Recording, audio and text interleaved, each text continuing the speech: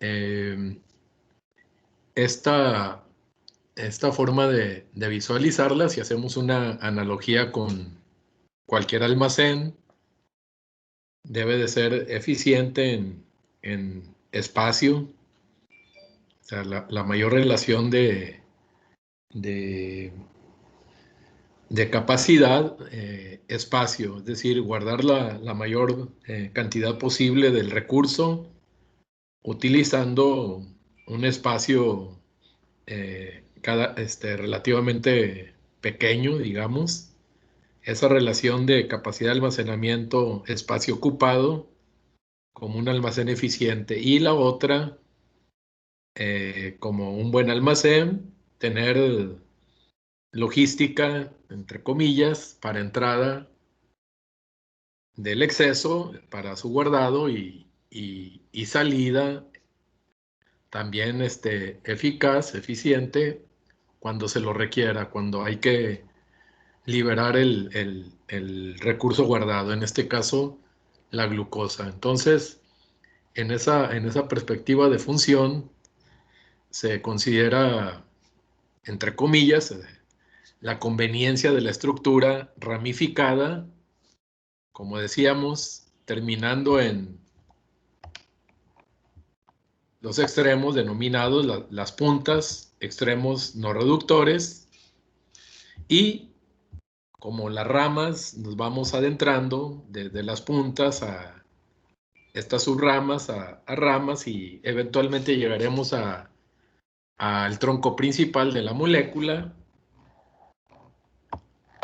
que en este caso, les comentaba, es una estructura proteica, es una proteína dimérica, homodimérica, son dos unidades de una proteína llamada glicogenina. Obviamente, como todas las moléculas, estas se tienen que estar, tienen vidas medias.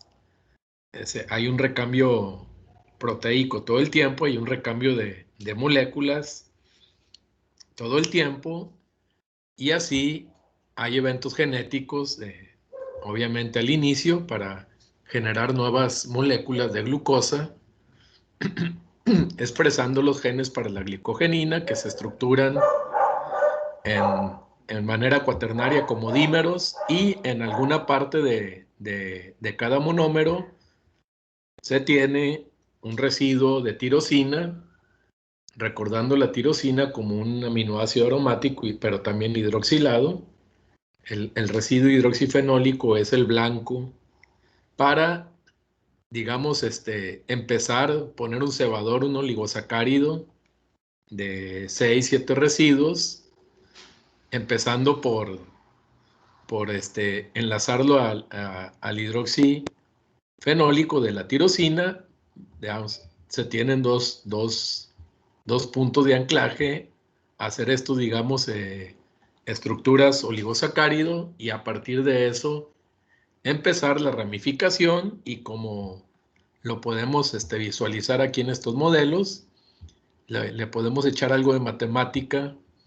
Cada nueva rama se abre dos cadenas, cada una de estas cadenas eventualmente se va, y así tenemos una base exponencial, eh, un punto, otro punto por molécula activa del centro de glicogenina.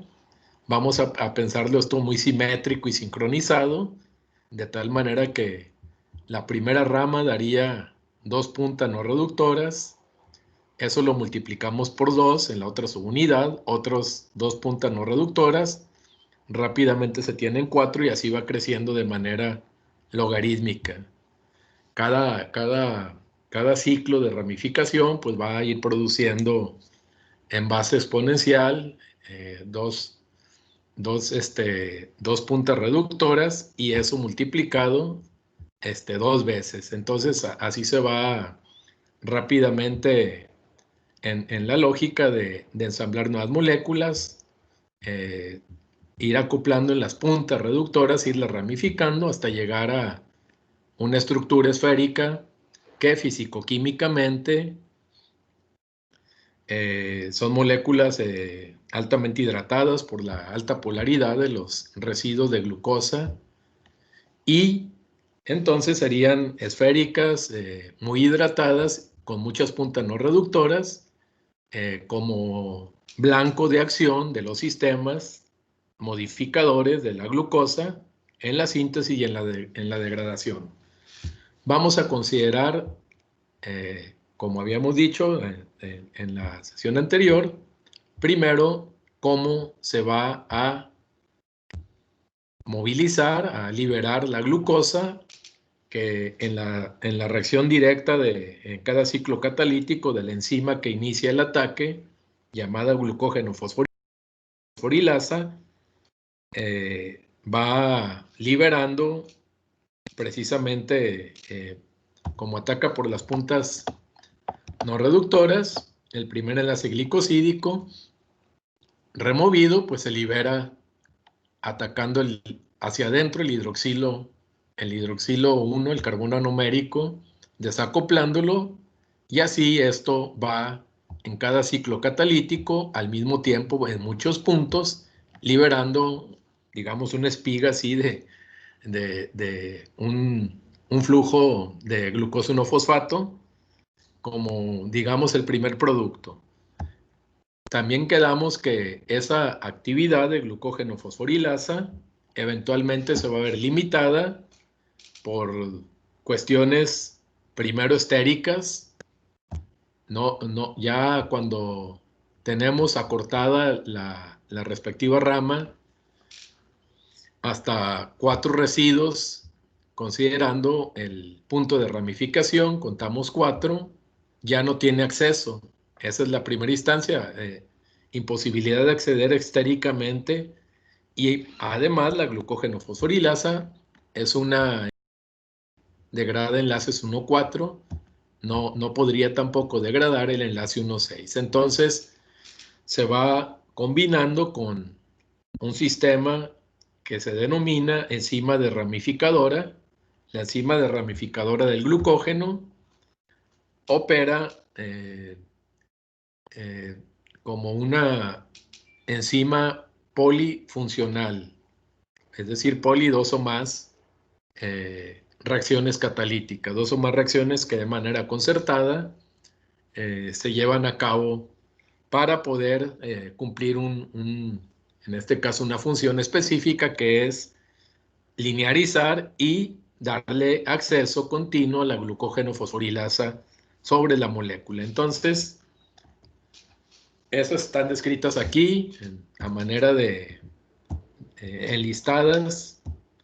La fosforilasa, decíamos, es una enzima que activa grupos fosforilo. ¿Cuál es la conveniencia de esta estrategia de degradación? Es liberar a través de activar el fosfato como nucleófilo, atacando el carbono 1 hacia el carbono anomérico, la unidad de glucosa en el extremo no reductor, en la punta, y automáticamente al hacer esa sustitución, después de haber activado el fosfato inorgánico del medio, se rompe el enlace glicosídico y el producto es glucosa 1-fosfato. Ya va, digamos, el azúcar activo para converger a la ruta central, donde cada uno de estos equivalentes se tiene que interconvertir con una enzima, la fosfoglucomutasa, a su forma glucosa 6-fosfato ya dentro de la vía central. Decíamos, entonces, cada ciclo catalítico va acortando la cadena hasta que se limita y hace necesaria la intervención de la enzima de ramificante. Esta es una enzima polifuncional que tiene 3 actividades en una. Una actividad glicohidrolasa 1,4, que el fragmento de la rama de oligosacárido de 4 remueve los 3 externos a través de una ruptura, en este caso si es hidrolítica. 1,4 es una alfa 1,4 glicosidasa o glicohidrolasa, que rompe la rama en el fragmento del trisacárido, dejando solamente una unidad de glucosa, la que está enlazada a 1,6 al inicio de la rama. Este trisacárido que ha sido escindido de esta rama, entonces es condensado a la punta no reductora de una cadena vecina. Eso ya contribuye al alargamiento de las cadenas con enlaces 1,4 para que la glucógeno fosforilasa siga operando. Y termina su acción con la tercera, o sea, primero remueve y luego condensa, y entonces termina de linearizar la respectiva rama a través de una actividad alfa 1,6 glicosidasa. Entonces, transfiere un trisacárido, la transferencia implica romper, pegar, es una transferasa, se dona un trisacárido de la rama que está cortada a una rama vecina, una acción doble, y luego termina su acción con la ruptura también hidrolítica de enlaces 1,6 en los puntos de ramificación. Entonces, veamos hasta este punto la lógica del proceso. Entonces, aquí tenemos en la representación del ciclo catalítico, uno de ellos. La glucógeno fosforilasa es la enzima, así activa el grupo fosforilo, de tal manera que hace una sustitución nucleofílica sobre el carbono 1, el carbono anomérico del residuo terminal, rompiendo ese enlace glicosídico, digamos, hacia afuera. Allí se va a sustituir con un éster fosfórico, y este que quedaría con sus electrones, póngale un protón y queda acortado, como se ve aquí en la figura, liberando glucosa 1-fosfato, y así en cada ciclo catalítico que se describe en forma independiente e individual, cada uno de estos ciclos como un glucógeno, N residuos, acortado en solo uno. Y así esto va avanzando por múltiples puntos hasta que la glucógeno fosforilasa se aproxima a un límite estérico, un límite de espacio, ilustrado ahora en la necesidad de la enzima de ramificante. Entonces les decía, pensemos en una de estas ramas que se va acortando, ciclos catalíticos de la glucógeno fosforilasa, hasta que llega un punto limitante del tetrasacárido. Eso que está ocurriendo puede, como les decía, estar ocurriendo en diferentes puntas no reductoras, contribuyendo así a una descarga, digamos, potenciada de glucosa 1-fosfato. Cuando se llega a este límite físico, la enzima de ramificante tiene especificidad para reconocer de este tetrasacárido el trisacárido como hidrolasa. Veamos ahora, hace la ruptura hidrolítica del tetrasacárido, y eso en su primera acción, que es la actividad oligo 1,4, que es la romper. Pero este oligosacárido no se va a liberar, sigue en el sitio catalítico, y entonces ese oligosacárido de 3 lo transfiere haciendo un nuevo enlace glicosídico en una punta no reductora vecina, como vemos acá en el segundo paso. Esa actividad concertada, hidrólisis, condensación, es la de transferasa. Entonces remueve los 3 residuos de la rama y los transfiere a un extremo no reductor de la otra rama, dejando al final el siguiente paso, la actividad alfa 1,6 glucohidrolasa, que como vemos en esta figura va a quitar ya digamos el residuo allí, el cavito de la rama, y el efecto, como vemos, después de esta actividad de 1,6 glucohidrolasa o glucosidasa, tendríamos el efecto de una cadena linearizada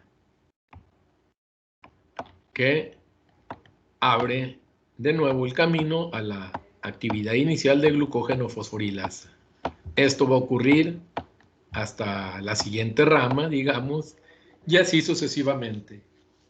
Entonces, la enzima de ramificante actúa, digamos, sinérgicamente con la glucógeno fosforilasa para rápidamente estar movilizando esta reserva de azúcar como glucosa 1-fosfato y una pequeña fracción como glucosa libre. Entonces, vamos a ponerle otra vez la conveniencia de que la mayor parte de las moléculas liberadas ya van activas como glucosa fosfato, pero para propósito de restituir la glucosa sanguínea, lo que no se puede remover así directamente, al final de la actividad de la enzima de ramificante, libera la glucosa como tal, que inmediatamente podría ser objeto de difusión a través de facilitadores de glucosa de la membrana plasmática vamos a poner un hepatocito,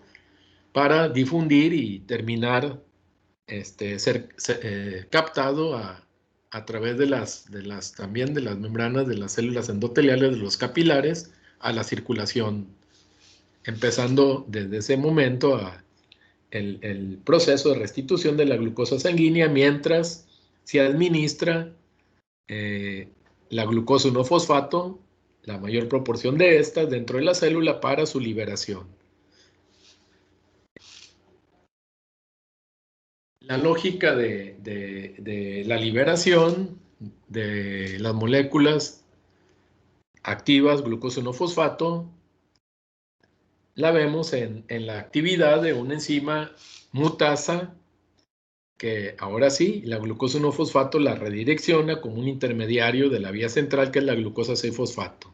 La glucosa 6-fosfato entonces va a estar al centro de todo, de la glicólisis, en este caso de la movilización de la reserva de glucógeno, y veremos adelante que también va a ser el punto de inicio para el guardado. Entonces, estratégicamente, en el diseño de las vías metabólicas hay puntos de conexión donde se puede un metabolito específico como producto de degradación o como producto para su activación en síntesis. Entonces, esa dualidad de los metabolitos, pues como hemos indicado, requieren una regulación coordinada de todas estas vías en respuesta a las necesidades del sistema.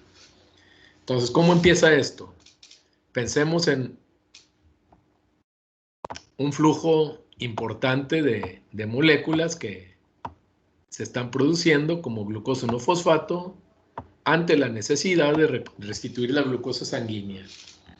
Entonces tenemos aquí esto que viene vamos a ponerle así de una manera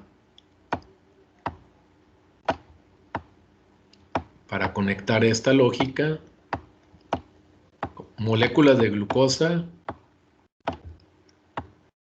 a la N, la representación de un polímero con N unidades de glucosa aplicada al glucógeno. Entonces, una molécula de glucógeno, la movilización por la glucógeno fosforilasa y la enzima de ramificante, liberando la mayor proporción de estas unidades como glucosa 1-fosfato, que rápidamente son interconvertidas por la fosfoglucomutasa.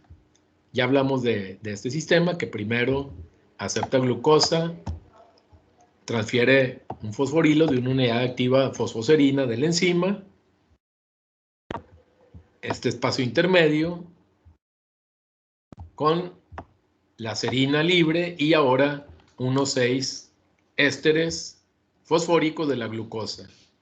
Esto tampoco abandona el sitio catalítico. Hay que restituir la forma serina-fosfato para reiniciar el siguiente ciclo y entonces la serina en la segunda parte es activada nucleofílicamente, ataca, digamos, por fuera, robándole el fosforilo, restituyendo su forma serina-fosfato y liberando de este lado. Perdón, aquí dejen lo que se libera, eso sería un ciclo inútil, pegar y regresar el fosforilo a 6. Más bien, como les digo, lo que se ataca ahora es por el otro lado,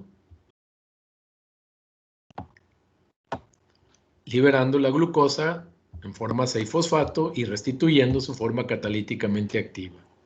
Entonces, esta enzima, ante una necesidad de canalizar la glucosa a la vía central para posteriormente liberarla de una manera, digamos, controlada a la circulación sanguínea una vez que se han cumplido los propósitos energéticos de la misma célula. ¿Qué quiero decir con esto? Que moléculas de glucosa 6-fosfato podrían ir a la vía glicolítica y moléculas de glucosa 6-fosfato al proceso de remover el fosforilo, liberar la glucosa y por difusión asistida por permeasas de las membranas celulares pasar a la circulación sanguínea. Entonces vean cómo al final la glucosa 6-fosfato puede estar siendo utilizada por una u otra vía, en el caso del hepatocito bajo las condiciones de movilización, el mayor flujo se tiene que canalizar a circulación sanguínea. Ahí hay diferencias, acá estaría la exoquinasa, aquí habría la glucosa 6-fosfatasa, para evitar ciclos inútiles y hacer eficiente el sistema. Algunas de las enzimas para terminar de producir la glucosa libre están confinadas, están compartimentalizadas en organelos celulares. Aquí tenemos un esquema que ilustra este concepto. Es un hepatocito, acá tenemos el citoplasma, acá tenemos el lumen, la parte interna del retículo endoplásmico. Entonces, la parte interna del retículo endoplásmico va a estar involucrada en el proceso de liberación de la glucosa con la siguiente lógica. Les decía, vean, del citoplasma, la glucosa 6-fosfato, que viene de glucógeno, le ponemos aquí el caminito, glucosa 1-fosfato, G1P quiso decir ahí, y esto viene de glucógeno. Glucosa M. Es captado al interior del retículo con la asistencia de un transportador, una proteína, el transportador de glucosa 6-fosfato de retículo endoplásmico denominado el T1. Entonces, vean, este transportador no está acoplado a energía, es una difusión facilitada donde al tener esta espiga de incremento en la concentración citosólica, bueno, intracelular citosólica de la glucosa, fluye a favor de gradiente, es una difusión facilitada por este transportador, esta permeasa, al interior. Vean, aquí no se requiere energía, simplemente es como un flujo continuo siguiendo la fuerza de difusión. Y ahora vean la glucosa 6-fosfatasa. Para evitar que la glucosa 6-fosfatasa compita en el citoplasma con la glucosa, la hexosa fosfato isomerasa, que va a tomar parte de esa glucosa 6-fosfato para la glicólisis, que además se satura rápidamente, el exceso fluye acá. Entonces, para evitar que las glucosas 6-fosfato se hidrolicen en el citosol y eso entre en un ciclo inútil con la fosfofructoquinasa glicolítica, la glucosa 6-fosfatasa está activa en su sitio catalítico hacia el interior del retículo endoplásmico. Entonces es una enzima integral de la membrana que está acomodada en una lógica de hacer el proceso de hidrólisis de la glucosa 6-fosfato en el organelo, o sea, en la parte interna, confinada. si lo pensamos como si fuera un gran volumen, un océano, el citosol y acá un lago interno, el efecto es también concentrativo. ¿Eso qué significa? Esto permite que la glucosa 6-fosfato siempre esté en mayor concentración afuera, empuje esto hacia el interior y la condición de esta enzima que es activa en su sitio catalítico, viendo la cara interna, entonces se establece un proceso de degradación, acumulación a favor del gradiente de la glucosa. Entonces, vean, la glucosa libre no está en el espacio, en el océano, sino está confinada, está liberada en la laguna interna. Eso es un efecto concentrativo que asegura que la glucosa, ahora asistida por el transportador de glucosa, no de glucosa 6-fosfato, se le llama el transportador 2, difunda, ahora sí, como glucosa libre,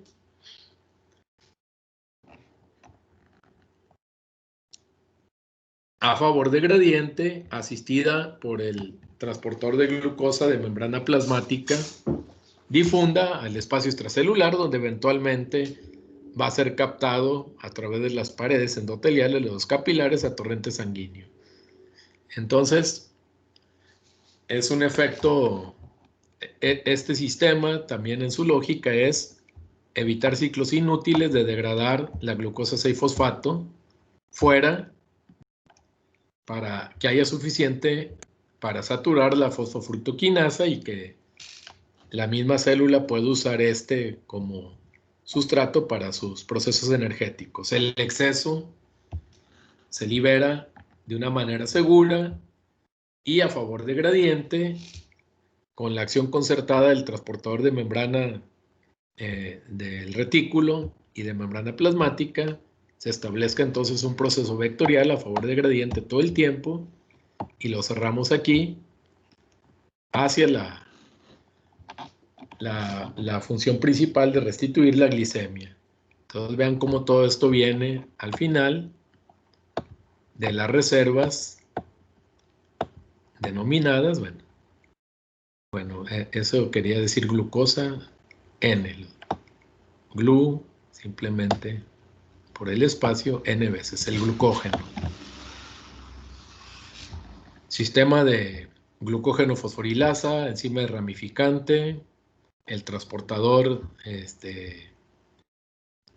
de retículo que establece un flujo vectorial al interior, la actividad hidrolítica de la glucosa 6-fosfatasa que establece ahora, vean, aquí está contracorriente, acá la glucosa 6-fosfato está muy concentrada, entra por un transportador específico para esta forma, se está generando una espiga de concentración de glucosa concentrado, confinada en el interior en el lumen del retículo endoplásmico, y esto como fuerza de difusión empujando vectorialmente el proceso hacia su liberación.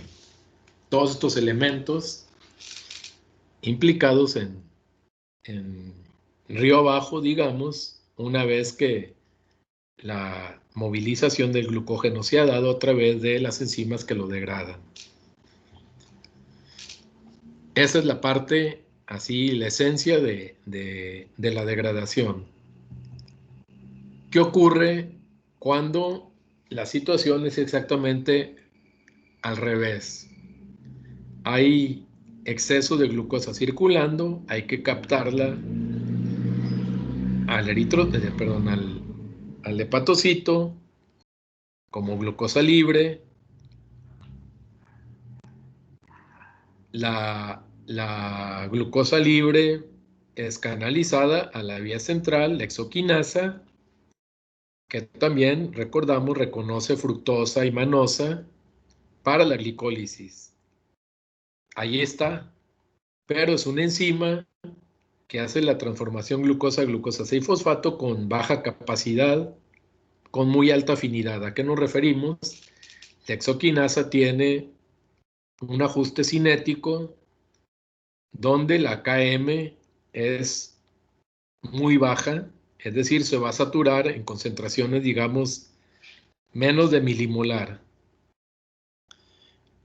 Cuando hay exceso de glucosa, las enzimas exoquinasas se saturan rápidamente para cumplir con su función primaria de hacer glucosa 6-fosfato, y esto se va a glicólisis. Esto no sería un sistema eficiente ante una necesidad de activar glucosa hacia el glucógeno, porque se saturaría con muy poquita concentración, y ahora estamos hablando de un flujo importante, un exceso de glucosa que ha sido captado al hepatocito, y entonces ahí es donde viene una isoforma, una isoenzima que se llama glucoquinasa. La glucoquinasa hace la misma reacción que la exoquinasa, pero es específica de glucosa. A diferencia de la exoquinasa, que reconoce otras exosas, además, la glucoquinasa tiene una Km relativamente alta, es decir, se va a saturar con concentraciones del orden de milimolar hacia arriba. En otras palabras, mientras la exoquinasa ya está saturada con concentraciones relativamente bajas, este flujo de glucosa al interior del hepatocito empieza a ser administrado por la glucoquinasa. La glucoquinasa, como les decía, requiere concentraciones altas de glucosa para saturarse, entonces relativamente tiene menor especificidad, mayor Km, pero tiene mayor recambio, entonces es de alta capacidad. Y así empieza todo esto, que resumimos en el proceso de biosíntesis de glucógeno en estas líneas.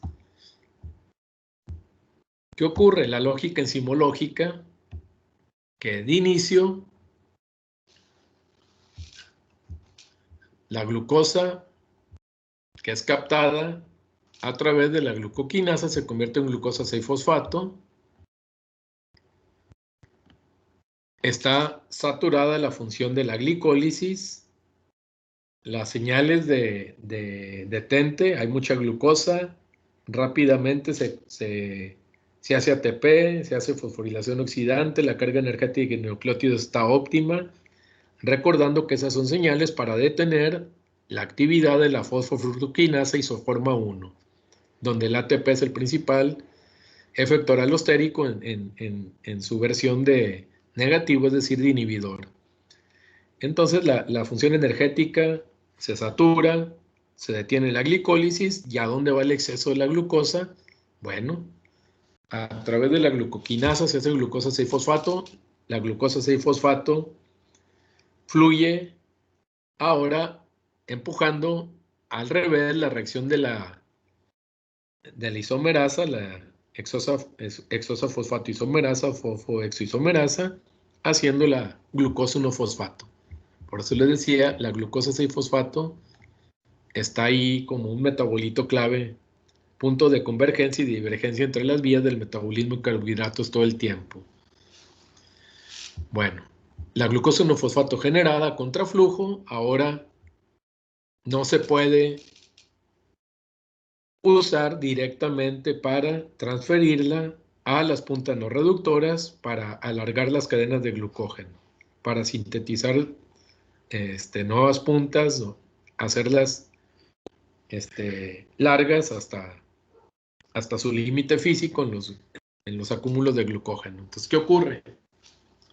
Una reacción específica de esta ruta, donde la glucosa 1-fosfato no se puede transferir directamente a la síntesis, sino que tiene que ser activada en su forma de uridina UDP-glucosa.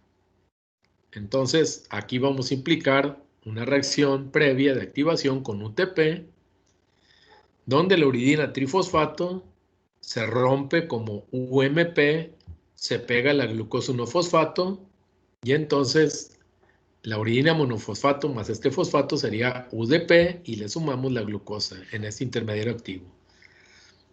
El patrón entonces es uno donde el UTP se rompe en UMP y libera pirofosfato. El pirofosfato se degrada y eso asegura que el proceso se oriente hacia la síntesis de UDP-glucosa, el precursor activo del glucógeno.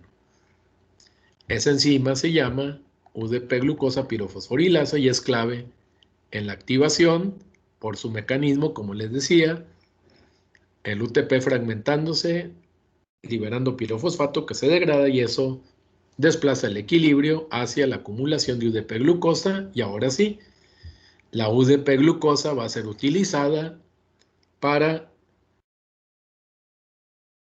transferir unidades de glucosa en las puntas no reductoras de las moléculas.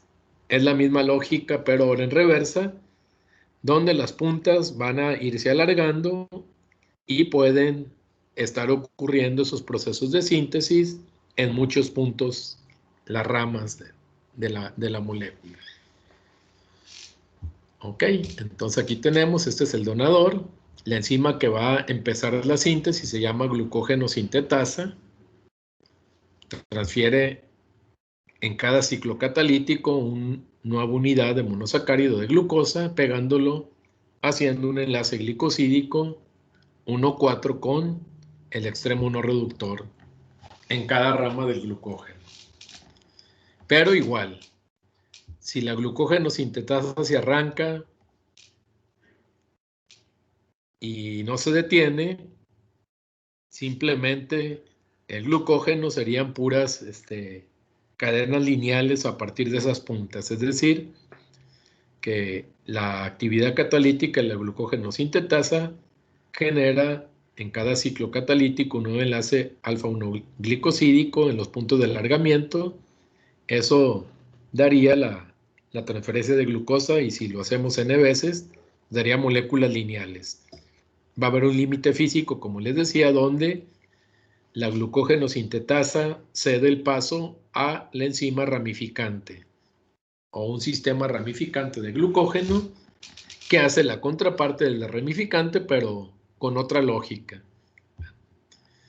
Esta no puede hacer enlaces de ramificación, la glucosa sintetasa, es decir, se requiere un sistema ramificante, denominado así.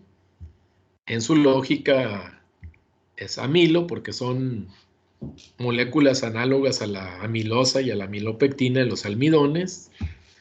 1,4, 1,6. 1,4 lo transfiere a 1,6. Y así, el crecimiento de las puntas no es infinito. Llega un momento en el cual un glucósido de la punta se transfiere y se hace la reversa que en la de ramificante. Se pega en un enlace 1,6, iniciando una nueva rama.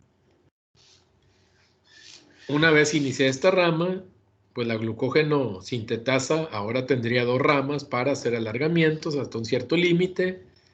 Vuelve a entrar la enzima de ramificante y de dos puntas, al hacer esta transferencia, pegar 1,6, hace otras dos ramas, y como les decía rápidamente, son 2, 4, 8, 16, 32. Combinándose así ciclos de glucógeno sintetasa y de enzima ramificante, rápidamente la molécula de glucógeno puede ser alargada, porque se está atacando en muchos extremos, en muchas puntas de inicio, y con una base exponencial de ir generando más puntas en ciclos de alargamiento. Si tomamos como base 1, da 2, 2, 4, 4, 6 y así sucesivamente. Entonces rápidamente la molécula se alarga, conservando su forma, su estructura óptima de almacén, que como les decía, es eficiente en la molécula ramificada, en el polisacárido ramificado del glucógeno, que tiene sus análogos, sus contrapartes en sistemas vegetales con la amilopectina. Si ustedes recuerdan, la amilopectina también es un homopolisacárido, pura glucosa, enlazada a 1,4 y con ramificaciones 1,6, exactamente igual que el glucógeno, pero que la diferencia entre ambas formas es que la amilopectina tiene menos ramificaciones, son moléculas menos ramificadas en promedio que las moléculas de glucógeno. Entonces, ¿cuál es el límite de la enzima ramificante para evitar que se desgreñe el glucógeno? Fragmentos 6-7 de una punta los rompe y los transfiere y los pega unos 6 a una cadena vecina. Y la otra característica, que es lo que hablábamos al mero inicio, es, como todas moléculas, tarde que temprano tienen que ser mandadas al deshuesadero, tienen una vida media, están en recambio, unas con mayores tiempos de vida media que otras, pero al final, en un sistema normal, es parte del proceso de estar desensamblando componentes y reensamblándolos, restituyéndolos en estructuras poliméricas, o bien al final renovar, por ejemplo, las membranas, hacer nuevas membranas, intercambiar membranas, etcétera. Aquí lo aplicamos a proteínas. Cada proteína igual tiene un destino, puede ser ensamblada, enviada a retículo, enviada a membrana plasmática si cumple una función ahí integrada o asociada a una membrana, o bien tiene una función dinámica, por ejemplo con una enzima. Va a llegar un momento en su vida, en su historia, donde se va a etiquetar. Hay sistemas de etiquetado como Ubiquitina, etcétera, que dicen esta proteína ya hay que la etiquetan y la mandan al deshuesadero. ¿A qué nos referimos? El glucógeno es igual. Cuando se regeneran los tejidos, pues un hepatocito tiene que, para cumplir con una de sus funciones, todas las que tiene, en este caso, generar sus gránulos de glucógeno, pues tiene que empezar haciendo moléculas nuevas. Entonces las moléculas nuevas no empiezan de la nada, son como la DNA polimerasa dependiente de DNA, necesitan algo, un soporte, un primer, digamos, que en el caso de la lógica del DNA aporta un extremo 3'-hidroxi, que es la molécula cebadora en el primer, con el extremo 3'-hidroxi, donde se van a activar y se van a ir haciendo nuevos enlaces fosfoanhidro cada ciclo catalítico. En el glucógeno esto empieza con hacer la glicogenina, que aporta, digamos, un cebador primario proteico, que es el hidroximetilo de la tirosina en cada subunidad. A esta tirosina se le van pegando azúcares, se alargan las cadenas y eso va a servir como un primer o cebador para entonces alargar la molécula. Una vez llegado a su tamaño promedio, cada molécula pues va a tener una vida media suficiente como para estar ahí, y en los ciclos diarios, ayuno, ingesta, condiciones de ejercicio, etcétera, estar siempre disponible para en un umbral crítico para acortarse sin desaparecer, estar ahí acortada y luego alargarse cuando hay que guardar la glucosa. Entonces, esa es la cuestión que se esboza en este último punto. Los mecanismos. Empecemos aquí, vean, aquí ya tenemos la glucosa en su forma activa, UDP glucosa. En el ciclo catalítico de la glucógeno fosforilasa, por eso está puesta desde a este nivel. La glucógeno sintetasa, ¿qué hace? La glucosa, vean, aquí en rosa ya está activa con la uridina difosfato. Eso hace un acomodo electrónico de manera tal que la enzima ahora aproxima el hidroxilo 4 de la punta no reductora la punta de la rama, lo activa para hacer una sustitución nucleofílica en la lógica de atacar por dentro la molécula. Bueno, vamos a ponerlo y ahorita piénsenlo ahora como el nucleófilo atacando por dentro el éster fosfórico. Entonces, este hidroxilo va a sustituir en un enlace glicosídico, acá abajo, y vean cómo se va a liberar todo lo que está en negro como UDP. El UDP en el recambio de nucleótidos, en su nivel de fosforilación, eventualmente sería sustrato de una enzima que se llama nucleócido NDP quinasa, que usa ATP como donador de grupo.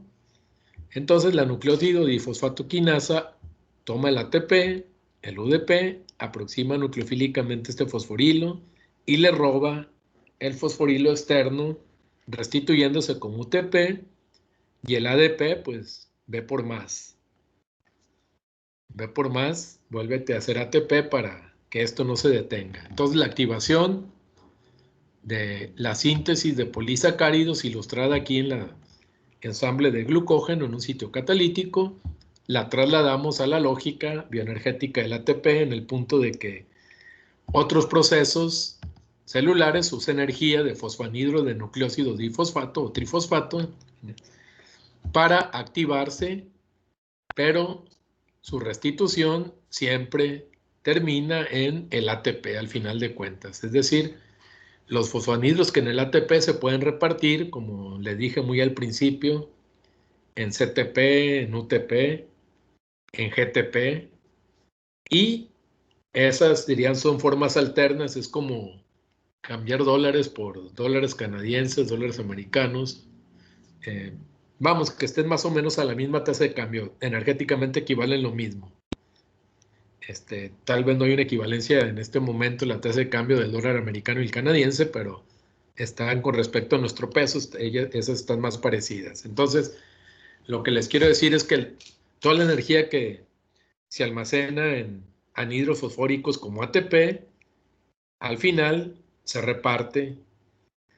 Una de la manera de repartir esa energía es restituyendo, como aquí, el UTP en una lógica, de una vez lo explicamos para enlazarlo al diseño del metabolismo. En una lógica, aquí vamos a ponerlo donde vamos a poner uridina difosfato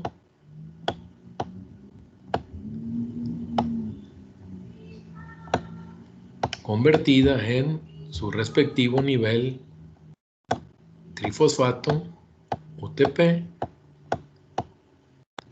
a través de una enzima generalista que se llama, se abrevia ND, que es nucleócido difosfato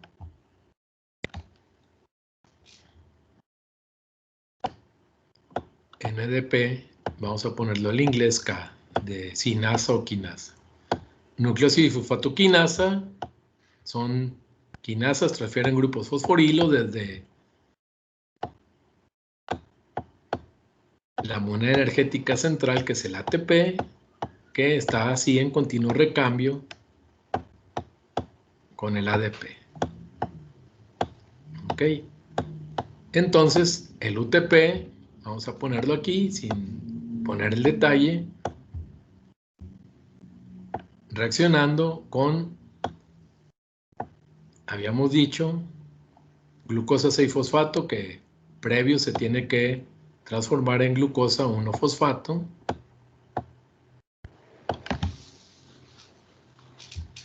La glucosa 1-fosfato es al inicio de esta reacción la parte rosa más este fosforilo. ¿Qué queda del UTP en esta reacción?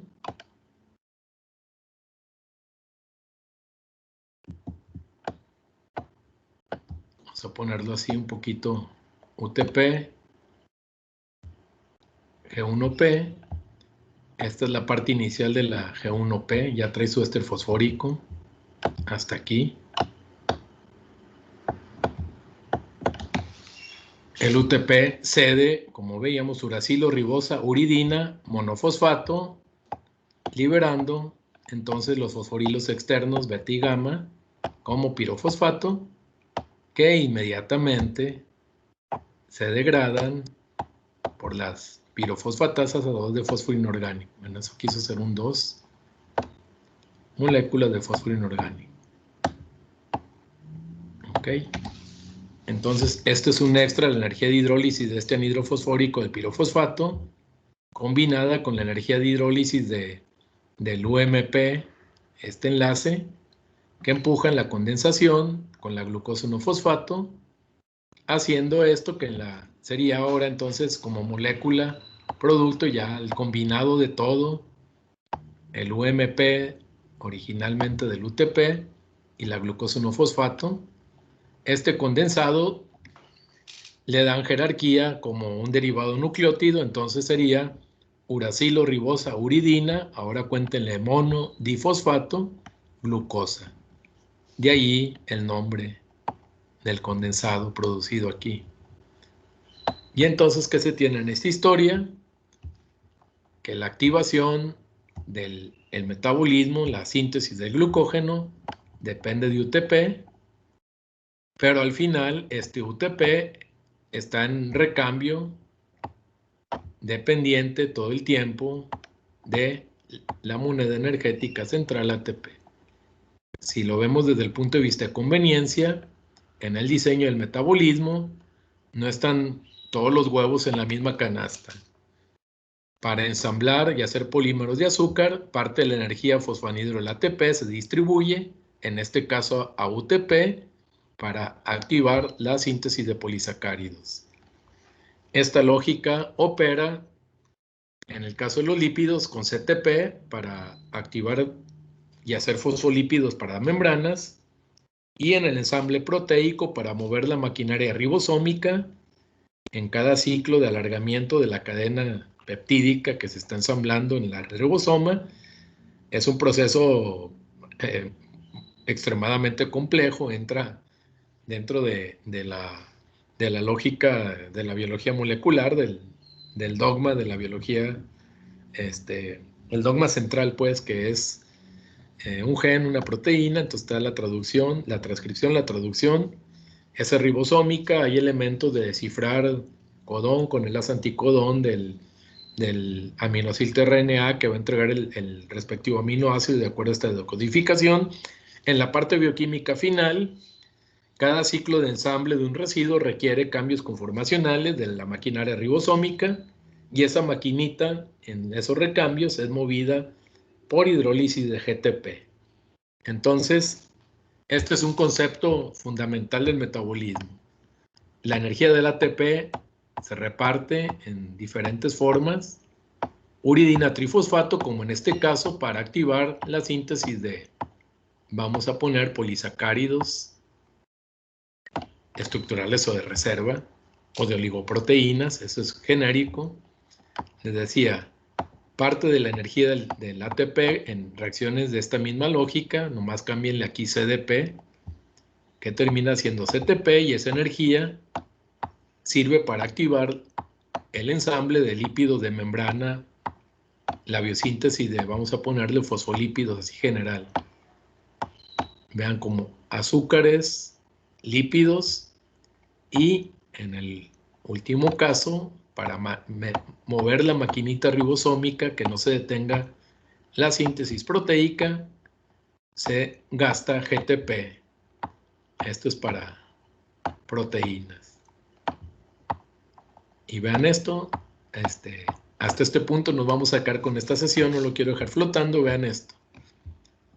Pónganle el ATP como moneda energética, de la cual depende llevar a trifosfatos los respectivos NTP restantes, con uridina, bueno, con uracilo, con citosina y con guanina, y pónganle el generalista ATP.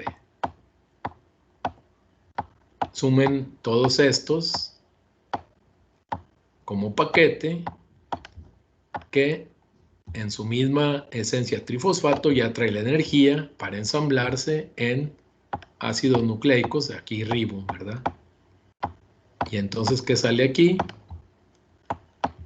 Los NTPs, al centro está el ATP, se llevan a nivel de fosforilación como paquete para ácidos nucleicos y luego etiquetados una parte de esa carga energética para polisacáridos, otra parte para fosfolípidos de membrana, otra parte para el ensamble ribosómico de proteínas y los ácidos nucleicos. Todo girando energéticamente alrededor de los ciclos ADP-ATP.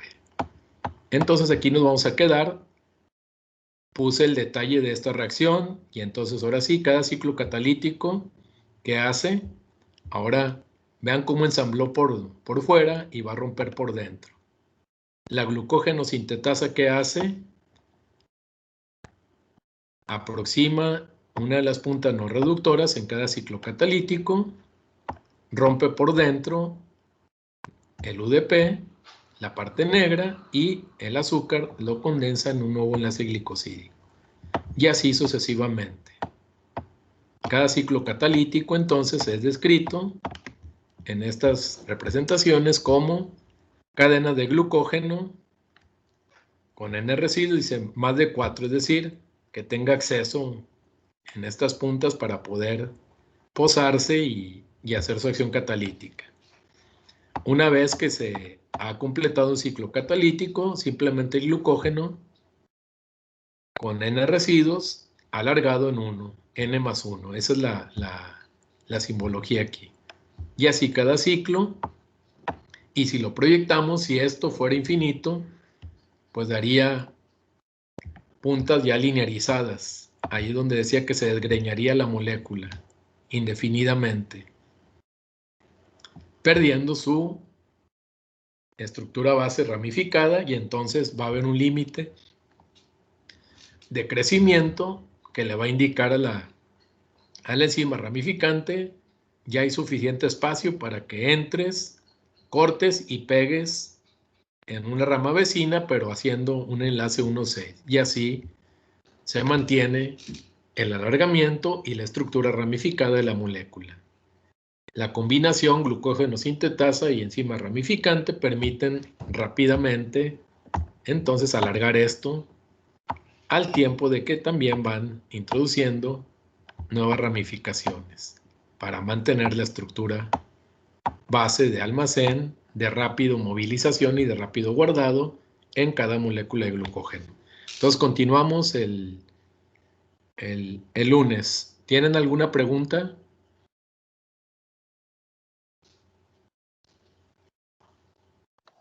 No, profe. No, doctor. Muy bien, entonces hacemos el corte en este momento.